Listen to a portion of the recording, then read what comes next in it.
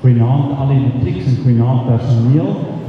Julle lyk pragtig en wonderlik. Ek is so bly julle is so opgewonde en het geniet. Ek wil asseblief vra dat ons net so, weet my so 2 minute kans gee om stil te bly en ek so ietsie kan sê en dan kan julle regtig die aand verder geniet. Ek gaan definitief nie lank wees en ek weet julle wil graag partytjie hou en dit moet ook so wees.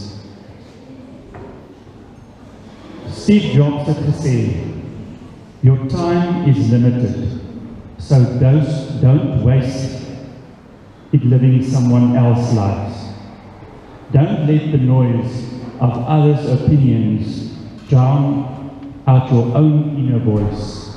And most important, have the courage to follow your heart and intuition.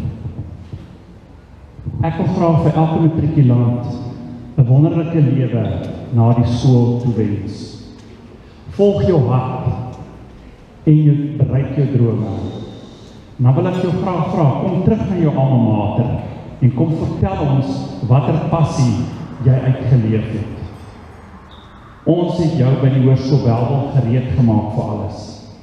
Reg om die lewe se aanslae te weerstaan, maar ook om die talle geleenthede daar buite aan te gryp. En ons sal graag van jou wil hoor in die toekoms. Mag dit 'n wonderlike aand vir elkeen wees. Baie dankie.